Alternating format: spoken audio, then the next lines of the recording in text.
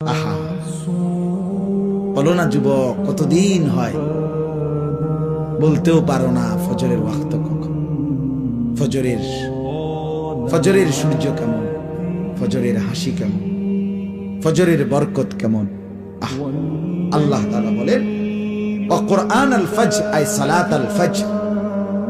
বাকি ফজরের নামাজকে কোরআন বলা হয়, মানে ফজরের নামাজ এটার নামাজও, আর এটার নামাজটাই কোরআন।